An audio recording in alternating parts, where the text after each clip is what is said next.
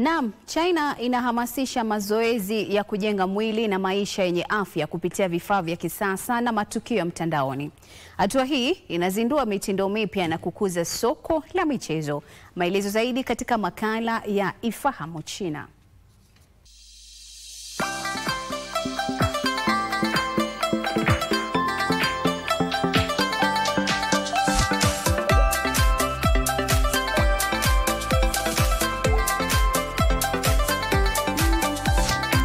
Hujambo na karibu katika kipindi cha Ifahamu China. Mimi ni Zakia Peng.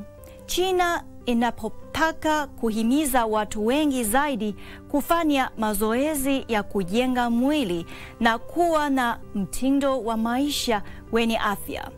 Ujumuishaji wa teknolojia za kisasa na matukio ya mtandaoni umezindua njia za ubunifu kwa ajili ya soko la matumizi kwenye sekta ya michezo. Hivi karibuni, Wizara ya Biashara ya China, Tume ya Taifa ya Afya na idara nyingine za serikali zilitoa mpango kazi wa kuongeza matumizi yanayohusiana na afya. Mpango huo unafuatilia kubadilisha hali mbalimbali za matumizi kwenye mambo ya afya, kuhakikisha mabadiliko na uboreshaji wa tasnia ya utengenezaji wa vifaa vya michezo na kupanua matumizi ya teknolojia za kisasa.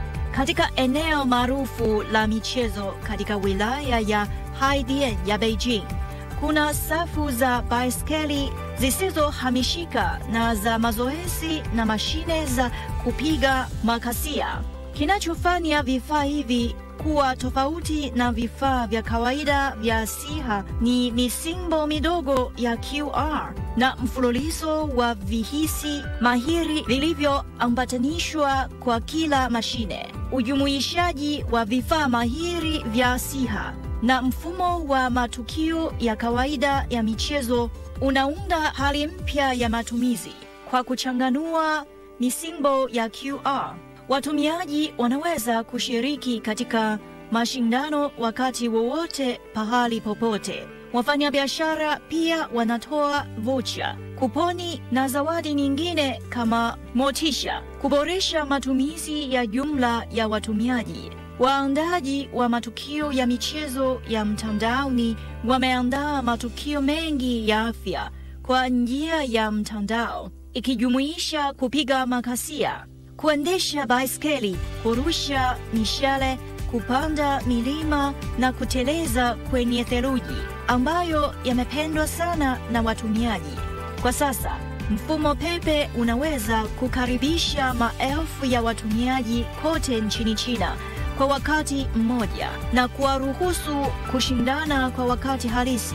Mitindo ya afya inaposongea kuelekea njia ya kisasa, mazoezi mengi yanayofanywa nyumbani ambayo yanatumia vifaa vya kisasa yanaibuka na kupendwa na watumiaji wa China wanaotafuta mtindo wa maisha bora. Haya, kwa leo kipindi hiki kinaishia hapa. Katika kipindi kijacho nitaendelea kukuletea mambo mengine yanayovutia kuhusu utamaduni na jamii ya China. Asante kwa kuwa nami. Mimi ni Zakia Peng. Kwa heri.